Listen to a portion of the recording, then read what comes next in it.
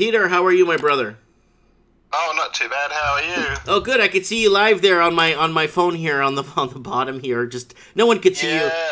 No one could see you, but I could see you. But that's okay. So, how are you? Everything okay?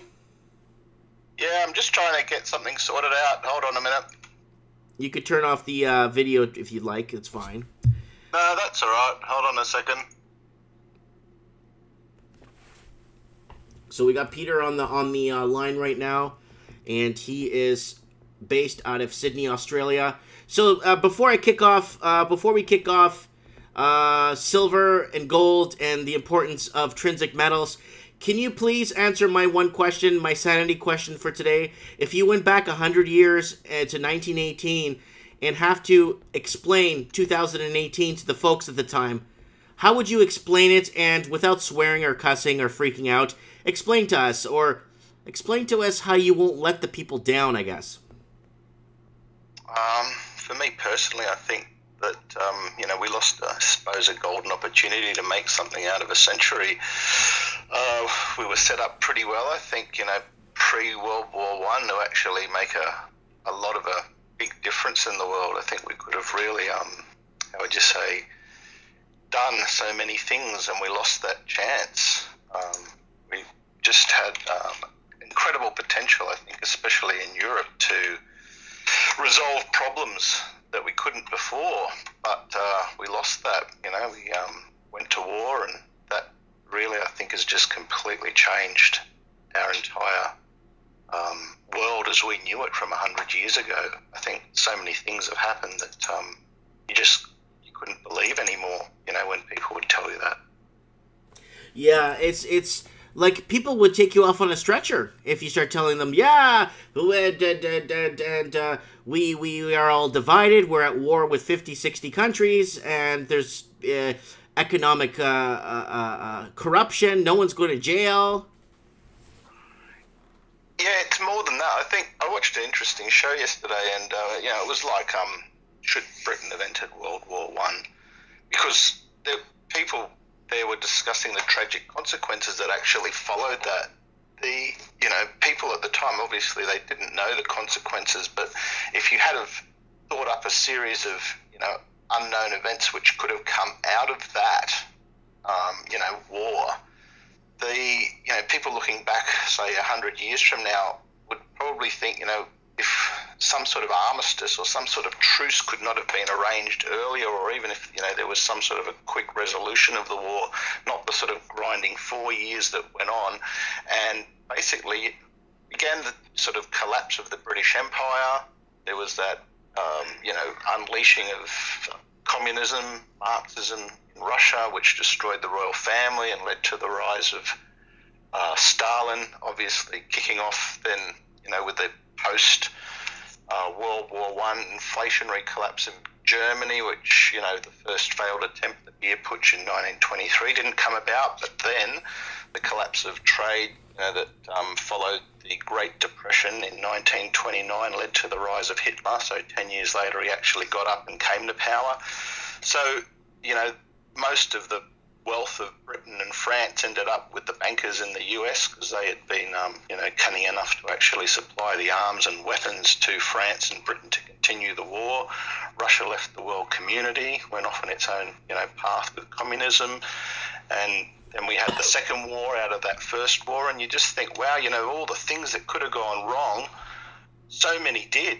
It's like the unintended consequences of actions. Sometimes you think, wow, was there anything we could have done to stop that? And now we've reached this point where it's actually, I think, quite catastrophic in Europe because of just the mass immigration from, countries all over the world where they've just opened up their borders, and they're like, everyone's welcome now, and Canada's got it too, and Australia's got it too, and it's just like, what the hell's happening, Where do we go from, from this, period of relative peace and stability with real money, real gold and silver as money, and now we're living in some sort of debt-laden, fantasy land where people are even struggling to exist. Did things get better out of those wars? Yeah, I don't think so. I think certain people have become incredibly wealthy, but you've got to think, was that all pre-planned? Was there some sort of a, thought behind creating all of that to benefit certain, oligarchical structures in societies, at the top, so that power structure at the top became more and more enriched over the last 100 years. And, a lot of people go, oh, it's a conspiracy theory, but I think by this stage, a lot of people are waking up to the fact that it wasn't. A lot of these things weren't just random acts. They were actually, done with preconceived thought. And that's what's really scary when you think there are people out there in power who are still out there and they're setting this all up. And what's the next stage? Where are we going over the next 10 years after the next crisis? Where's this terminal? Where are we heading to? The terminus at the top? Well, yeah. It's, okay, so my stream is currently offline here, and let's see if it goes back up. It is showing as offline. I'm having a there you go, we're back on now. So we got a little jolt there. Usually this happens when we start getting into topics. I think what happens is the YouTube algorithm sometimes picks stuff up and then discontinues streams, right? So yeah. So they do that a lot, actually, when they start picking up. Because censorship is going to be... they're going to crack down harder on censorship in January with Article 13, with Europe actually putting the blame on... YouTube themselves instead of the individual. It's going to make things a lot tougher. So it's going to be very interesting where things are going to happen. You know what I'm saying? Well, they're trying to actually take away your ability to think, at this stage. They're actually making, thought crime something that can be punishable. I just heard the other day that, people in Scotland, there are actually like signs on the metro where, anyone that's saying anything hateful should be reported to the police. And that's like a little bit scary, because I listen to a fair bit of Jordan Peterson, and he's one of your compatriots over there, a Canadian philosopher, and I think he's a clinical psychologist by, Dr. Peterson, clinical psychologist, but he's into philosophy as well, and he says that we are heading down this very scary path where there are certain entities that are trying to control our thoughts and what we can say and what we can't say, and make certain things criminal. And there was a Chinese student there who put up his hand and he asked Dr. Peterson, obviously he'd been probably discriminated against, called names or whatever, something like that, and he came out and he said, if certain people are called names and whatever, they withdraw into society and they no longer feel accepted, so can't we, then penalise these people that are being nasty to other people in society? And the thing that Dr. Peterson said was, what is hate speech? What is hate speech? How do you define that? Because everyone can be hateful to someone else, and you go down this really sort of this path that you don't want to go down, where certain people are going to decide what other people can and can't say. And those people, he said, are, by definition, probably the people that you least want to be in control of that, function of controlling what other people can and can't say. He says, nothing's perfect, the world isn't perfect, but, people's right to say something, no matter how hateful it is, they've still got to have that right to say it, because if you begin to repress that, they're going to become angry and violent, and they're going to express it in some other way. So yes, but they don't give any good answers. They don't, like, the second you want to question the status quo or maybe ask questions outside the framework of the narrative, you just start becoming you look at like you're a racist and you are an enemy of the state. Oh, yes, you just become ostracised. So people are now fearful of losing their jobs if they say the wrong thing. There's all sorts of societal repercussions. I mean, if you work in an office and got to be, not overtly LGBT, XYZ or whatever, but, if someone... Hello? Yeah, I'm right here. Yeah, so, you don't have to be overtly LGBT, XYZ or whatever. They've got all these different sexualities now, but, you couldn't possibly say anything against it, because you might be fearful of being called into a meeting by your boss or whatever, and getting some sort of reprimand or God knows what because of that. So the idea of free speech is definitely gone. I think you can say things with certain close friends, and you can say things with certain people that you trust, but you definitely can't just say it in society in open anymore. Yeah, that's becoming a huge problem. Okay, so let's talk about... we want to talk... I promised a lot of people that we would talk about gold and silver and the importance of owning physical gold and silver. So, yeah.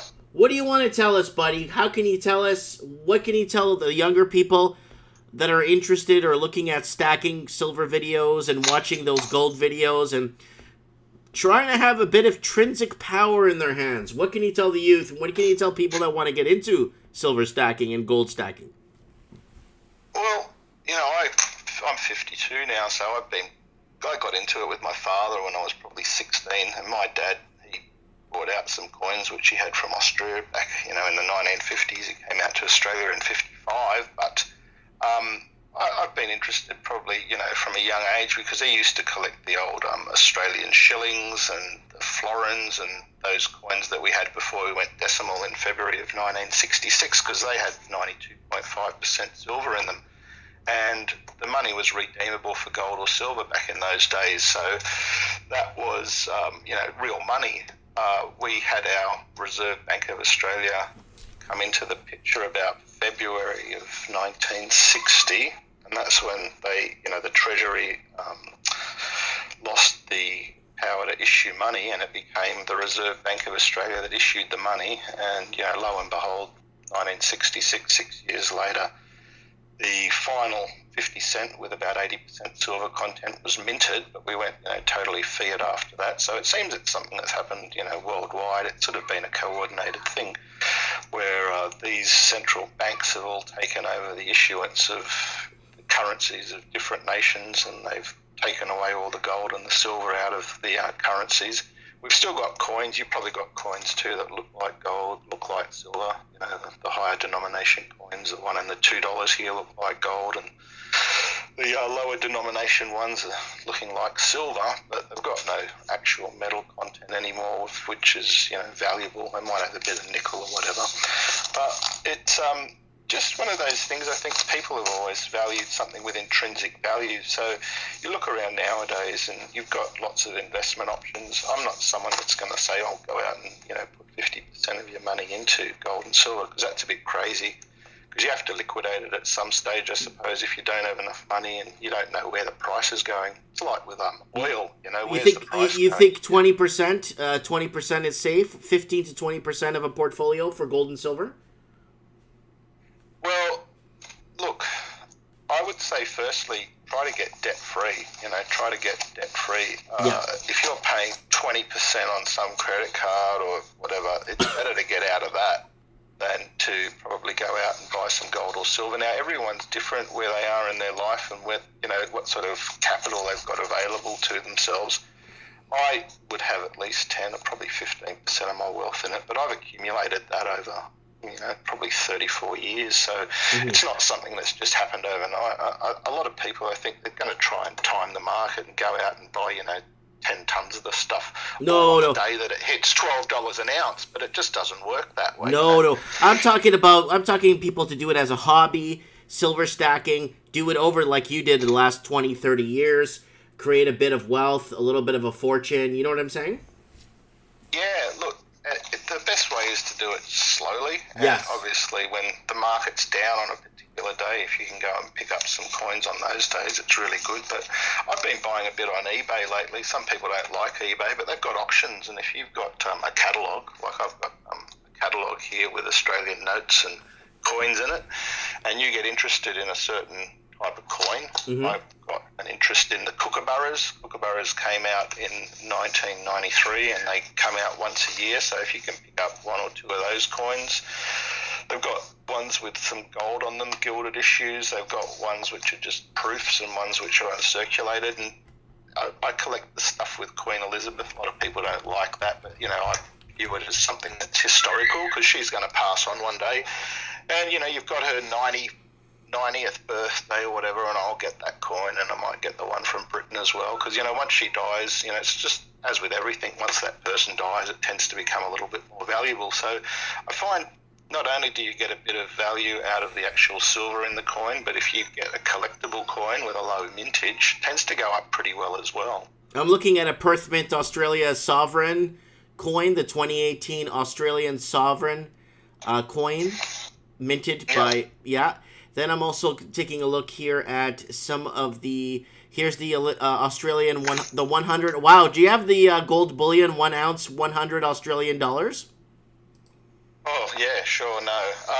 Well, I might have sort of 30 ounces of gold, which I've accumulated over those 30 years. You know, you buy 1 coin a year. The gold's pretty expensive as a rule. I think the better bang for your buck at the moment is silver, because the ratio is at about 85 to 1 for, you know, gold to silver, which is pretty high.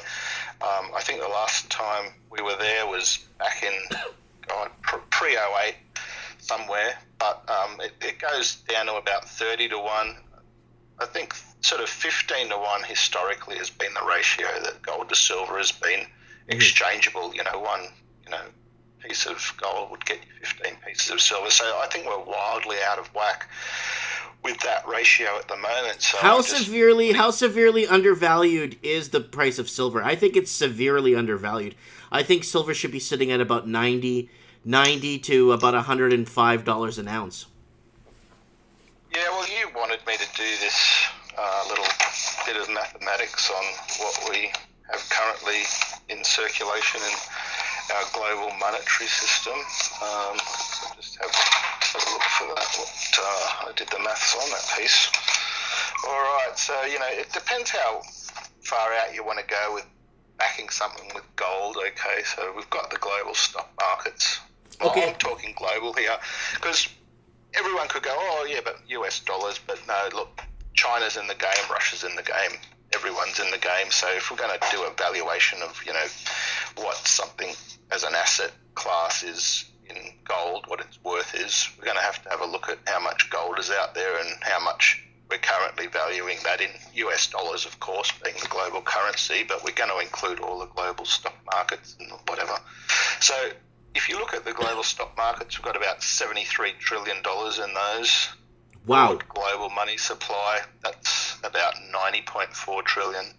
Global debt, which is bonds and debt instruments, it's about $215 trillion, and global real estate about $217 trillion. So we come out at about $595.4 trillion. That's last year's figure. I mean, this stuff obviously grows daily, but the US puts on obviously another $1 trillion of debt every year and all that sort of thing. But anyway, it's about $595 trillion. And then we look at the supply of gold, which is 187,200 metric tons. Yeah. Again, 2017 figure. We do the conversion and you come out with 6,115,262,000 ounces. So if we looked at backing everything pretty much apart from derivatives are over the counter and they're bets between banks, and I've left those out. Forget that. Forget derivatives. No, yeah. Yeah. We're just looking at the stock markets, the broad global money supply, which is cash in your pockets, deposits at banks, things that are M1, M2, M3, M4, not only cash in your bank, but, in money market accounts, those sorts of things, easily liquidated if you need some sort of cash. And then we've got the global debt, bonds and all that, the real estate, they're real things we can sort of take into account. We're looking at a price, if you backed all of those with gold, at 187,200 metric tons of, here we go, $97,362 an ounce. Yes. Now, yes. That's pretty high. 97,000. You know what my number was? What was your number? 91,000. Yeah, all right. So we're close. Maybe it's just because you've got a figure that's a little bit earlier than mine. Mine's a 2017, end of 2017 figure, but yeah, 91, 97. Let me explain now to the people listening that are just jumping in or didn't hear the last conversation. I asked him to do some mathematics for me. How much money would you need to actually physically back 1 ounce of silver? So if you wanted to get out, if you how much gold do you need? 1 ounce of gold. How much money do you need with the amount of money that's being printed, the amount of debt and all that crap? How much money do we need to back 1 ounce of gold? And it comes out to 94,000 was your math? 97,362. So you need $97,000 basically to back 1 ounce of gold if it was to be backed by currency. Well, if you wanted, yeah, if you wanted to make the world's assets backed by gold, redeemable in gold. Yeah. Wow. That's enormous. The more acceptable figure, which you will, the more acceptable figure,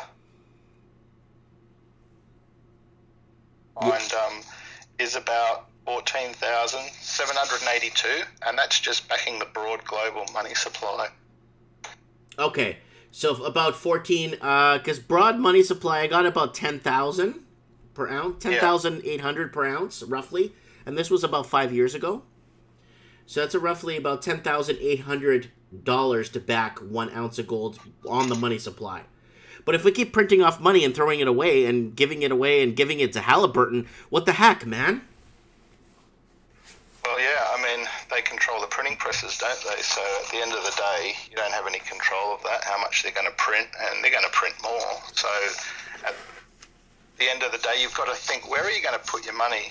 You obviously don't want to put it all in gold or silver, because there's always those people that go, oh God, I bought it at $14 and now it's 12. Could it go to 12? Could it go to 10? Could it go to 0? Yeah, look, if it goes to 0, I'm happy to take it. So, just give it to me. Yeah. I'll give you $2 for it. Yeah, There's for no sure. problem with that. Same with gold. If, someone goes out now and buys some at 1,200 and it goes to 1,000, I'll buy it off them for 1,000. I'll make that offer on York Channel right now. I just don't think they can push it down much lower. I think, Can you explain? Maybe. Can you, if it's okay with you, can you explain to us, where the like I had a show about this about 3 years ago, but maybe refresh us on your understanding of where the price of gold, where did they get the price of gold from, and the standard of it, and the standard of price of gold? Because a lot of people think it comes from heaven or something. But where do they get the price of gold, and why is it stamped on the world market, and who decides the price of gold, and why? Well, I think it's the banks which fix it at the end of each trading day, but there's a lot of futures trading with gold, a lot of futures trading with silver, which is just a paper market, which isn't backed by any sort of physical supply. They, I think, trade the entire world's yearly supply of silver in one day on the market. So there's no possible way that you can take delivery for it in one day. It's something that's, if you listen to Ted Butler, he's gone into that and he says it's all rigged. You just have no idea, really. I look at it, I think, with how much it costs to extract an ounce, but a lot of these companies obviously can't be making money when an ounce is trading at sort of below $12. You think it's just impossible. Maybe at $14 they're just still making a little bit of money.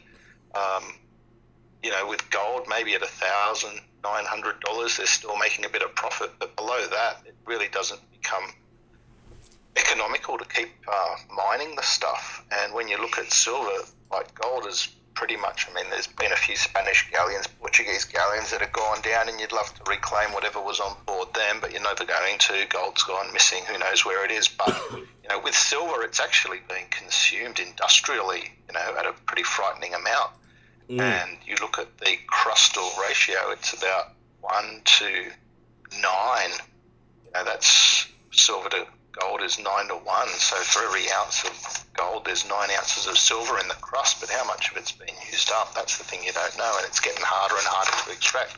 People obviously go over them after the most economical sort of deposits first. So the stuff that's left's getting deeper and harder to get out, and that's going to cost more money. So I think it's stored value in a way, and if it's got some sort of a rarity to it with some of the coinage which is minted out, well, that makes it even better. But for people that just want to play the appreciation of some sort of a shortage, obviously you'll go the more generic sort of stuff, which will be, your Canadian maples and your American eagles, and the Australians will go for the kookaburras and the koalas, and I'm sure they've got the Mexican libertads, those sorts of coins. Those aren't extremely expensive to acquire, but everyone's got to sort of look at it from their own perspective. It's like with banknotes or something, you probably go the more expensive ones if you can afford them, because they do tend to go up at about 10% a year, funnily enough, and that's just mimicking the broad money supply increase. Okay. So you were spot on what you said about the silver being undervalued, because silver and gold extraction are pretty much the same. It's the same thing. It's the same extraction process, right? So if you're getting $13 or $15 an ounce in silver, I mean, those silver companies are really taking a hit. I mean, are they doing? Oh yeah. I mean, you've got to spend energy to get that stuff out of the ground. There's just no two ways about it. And a lot of those companies that are mining, they're going to be paying for it with fuel and labour costs, and mines take at least 2 to 3 years to start up, get economical, really. I mean, at the start, you're going to be putting a huge amount of capital in just to set up the mines. And then after they start extracting it, at some point, they'll become economical. But it's not something you can actually just spark up overnight. I think, look, you guys have probably had a tough run there in Canada with the oil, but two of the things Australia and Canada do have going for them is that they have gold reserves, and not a lot of countries have huge gold reserves. Those, countries like Russia still has gold, and Portugal, Canada, Portugal still has one of the biggest gold reserves in the world, actually. Oh, that's good. Yeah, because in a desperate situation, these countries are going to have to either nationalise or get some sort of forced contracts to acquire this stuff, because we've had a debate here in Australia recently. We've got 80 tonnes left of gold over at the Bank of England, but no one's allowed to see it or audit it. Is it still there? It's probably, in China by now. It's probably been sold. Who knows? Who knows? Like the Queen of England, I think she sold off all her gold. What was it, back in the 90s or early 80s? Late 80s, early 90s? Yeah, well, Johnny Howard, that's just being a little bit derogatory, but he was our Prime Minister, John Howard, went to Iraq with the USA and all that good stuff. But, he decided, like the English, to ditch all of our gold reserves pretty much, I think, back in the year 99-2000, sold it off at the lows.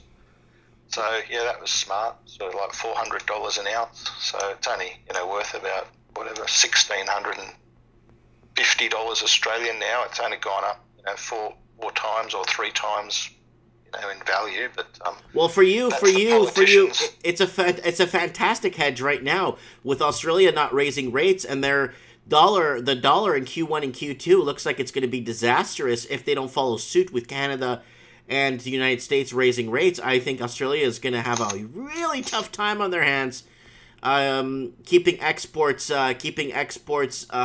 looking good, and keeping the monetary system under control. I think they're going to have a really tough time. And I think owning gold and silver might be a good hedge against that right now. Yeah, for me, it's not even like for me trying to get rich or anything. For me, it's just a forced savings method where if I've got some extra money, I'll deploy it into that, but not all the time. I'll buy some other things occasionally, some shares, have a go. I just bought some National Australia Bank at, I think it hit $24 this week, which is about a 6-year low, because the banks are all probably getting shorted at the moment because of their heavy exposure to the mortgages, and the markets have been pretty shaky. I sort of switched back from, being in a stable fund with my superannuation, which is the 401k, about the 29th of October, and then it's gone up a little bit and it's come down a bit, but you can see everyone's pretty nervous. I think, you've got to keep some money in the markets and in the shares until you're ready to just basically think, right, it's just about over, now we get out and then head to cash or whatever you're going to do and wait for the big plunge. Obviously, oil's already, wrong-footed a few people, such as yourself, where you think you're in at the low and it just keeps falling and it could go another 50% down. That's the thing, you just never know completely. I mean, you can do all the charting. To be very frank with you, A lot of, like I said, a lot of these stocks were at 50 bucks, 90 bucks, and there's trading. The one at 90 bucks is trading at $7. I mean, if it goes any lower, Canada's. I mean, I'm invested in several major Canadian oil companies, and if they go any lower than they are, I mean, they're gonna have to get bailouts or something, because I mean, Canada's going to be in a lot of trouble once we lose our oil. Well, you know when it gets really worrying? When you get that little message that your shares are suddenly suspended from trading.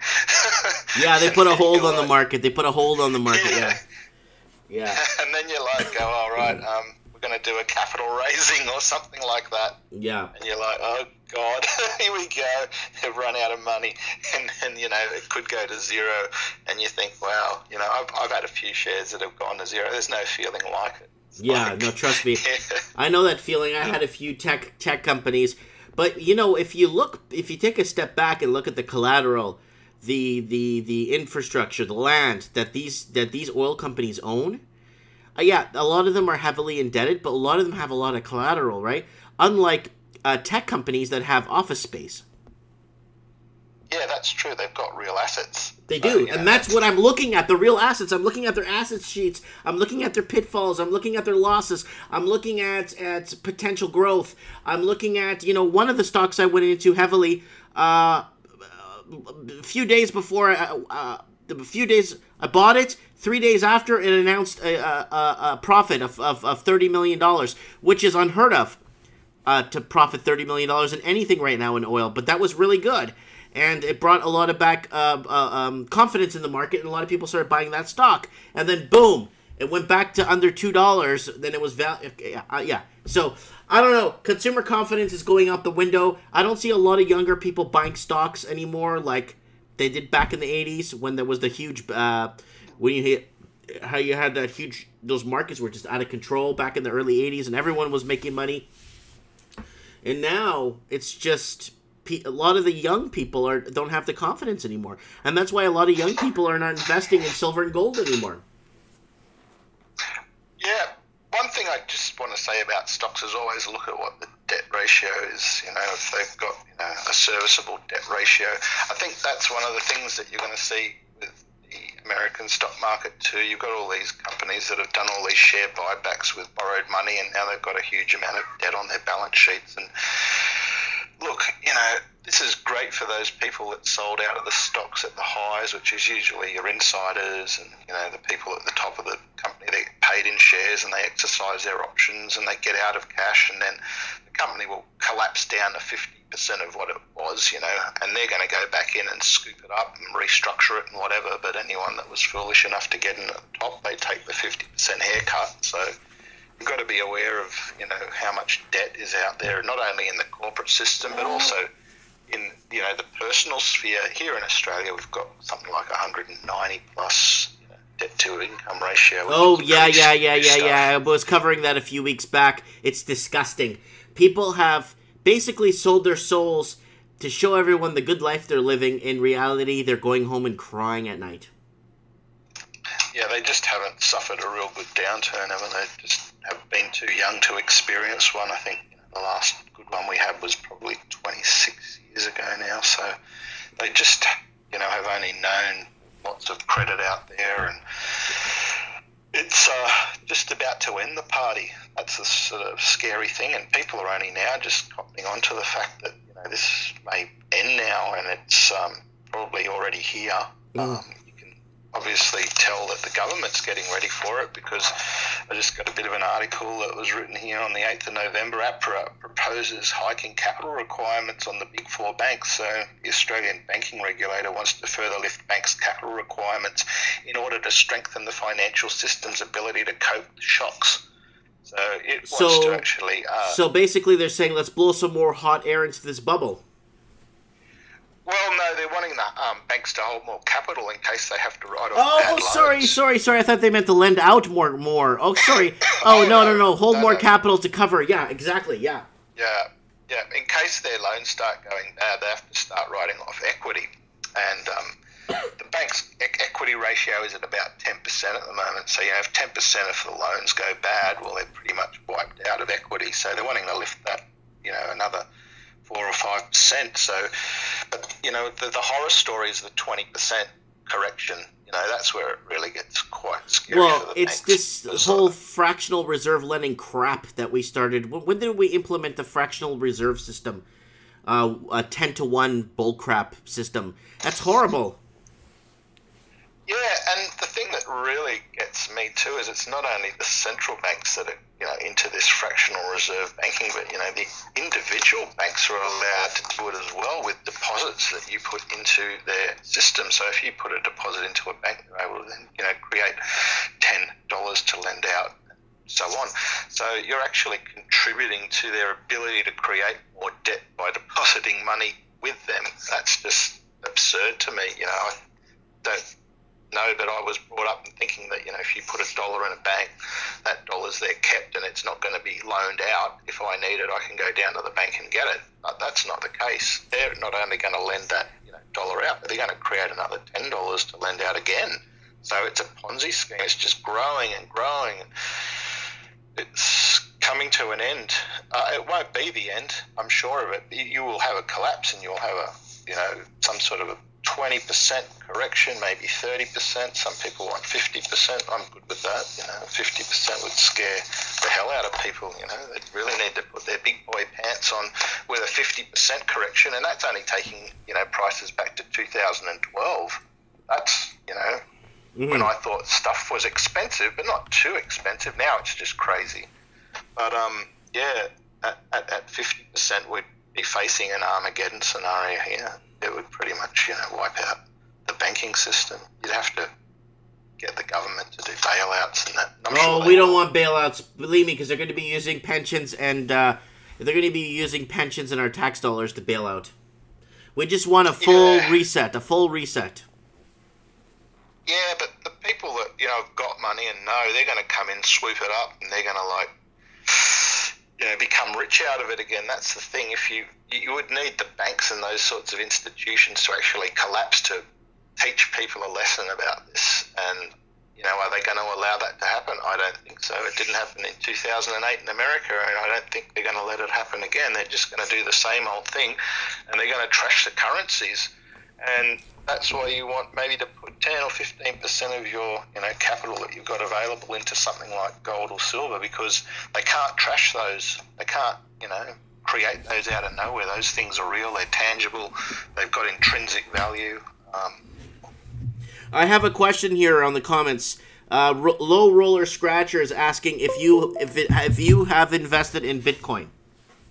No, I haven't. I followed it. I followed Big Swear, and I had a look at what he's doing, and I've got an account set up. But I was talking with some friends about it when that was 5,000 and heading up to 20, and I was like, stay away from it. It's a bubble. I said, there's nothing in there. I said, it's just one of these schemes where they're waiting for someone else to buy it higher than you. And then they just sell it to the next person and the next person. And I'm going, this thing's gone from like 10 cents to like nearly $20,000. I'm like, what is it actually? Mm-hmm. And I was watching it all the time, and I had a friend and he bought some Ripple, and it went up to $3 or something, and he bought it at 30 cents and he made 5 now. And he's like, get in on it. And I was like, yeah, I'm a bit old school. I don't sort of know what the intrinsic value of these things is, and I've got an account and I could buy some now, but they were like going, Litecoin, and what is it now? I think it's $50 US, and they were going on, and now suddenly it's down to 42, and I'm like, wow, it's not the right time to actually blow capital up. For me, I've got to preserve capital. Half the battle is just keeping what you've got at this stage of the cycle. You don't want to go wild. You want to get rid of your debts, and you want to be cautious. I think it's that major, like your other guest had said, that major period of liquidity pretty much peaked around January, February of this year. Yep. And the US markets have been kept alive by that repatriation of funds from overseas, where Trump said, look, we're going to give you a break and you don't have to pay all the tax on it, just bring it back and pump it into our market. But if you look at the other markets around the world, they've been heading down since January and February. They've never come back. The Chinese market, Hong Kong market, German market, the British market. We've got Brexit next year. It's looking like a real messy exit for the Brits. We've got the German economies just slowly, going into negative growth, and that's, the strongest economy in Europe. There's a whole lot of warning signs out there that something's coming, and it's not time to spray your cash around, I think, into something that you don't know about. There's an old investing adage: if you don't know what you're investing in, just leave it alone. Go with something you know. Because I have, let me just plug a channel. I think it's more of like, I don't know how to plug this channel, but it's entertainment channel. I don't know if you guys know Chris Green from AMTV. He was after Bitcoin hit $20,000, he went nuts on his channel, and I'm trying to see if he's got any Bitcoin. Here it is. Here, man cuts a check for Bitcoin for $100 million. Bitcoin rich, how to invest in the future in Bitcoin. This guy converted his channel from World War III every day to Bitcoin, and how Bitcoin is the greatest thing. And he's not saying much about, I don't know if you watch AMTV, but this guy went like all full out, like stormtroopers into Poland. Stormtroopers into Poland after Bitcoin hit $20,000. He was all over it, man. But now it's done. I don't know what he's doing, so I'm going to catch up on his channel, AMTV, and find out what happened to Bitcoin and his $100 million check he's got here. Where'd it go? $100 million check he's going to cash right here. $100 million bucks that he believes that Bitcoin's going to go to $1 million of Bitcoin or something. So I just wanted to throw that in there because it is entertainment at its best. Oh yeah, look, I've watched a few of these people that always come in these YouTube channels. This guy Jason Bond is like, he unfortunately I think came out just at the wrong time, probably in September. He's like, I'm killing it in the market, and I'm trading stocks, and I'm making $10 million a year and living on a yacht, and in October the market tanked, and you just think, oh God, how many people would have gotten in just at the top, and they're ready to get rich with Jason Bond, and suddenly they've lost 20% of their money, and they're like just sitting at home crying.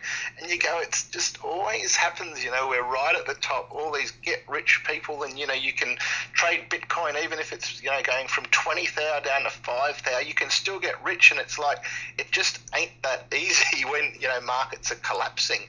You've got to get in and out, and you've got to look at the thing daily, and most people are at work and they come home and it's tanked $1,000, and it's like, yeah, sure.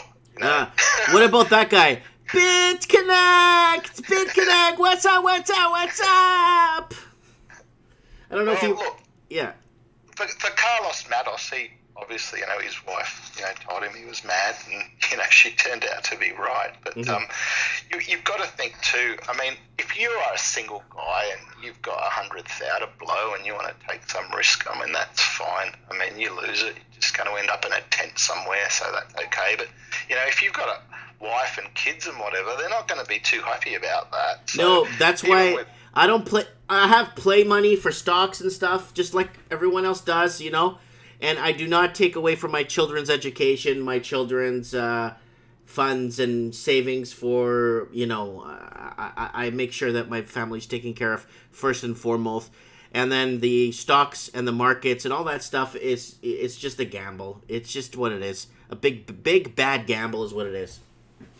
Exactly. Don't leverage up and go nuts on something, because more often than not, it will teach you a lesson not to do that. I remember I had a HELOC, as Kilo Tango there, our friend Kevin Thompson has, and I had 100,000 redraw on that, and I'd just done an investment diploma, financial planning, and I knew how everything was going to work. And guess what? The year that I'd finished that was 2007. So there I go with 100,000 in stocks.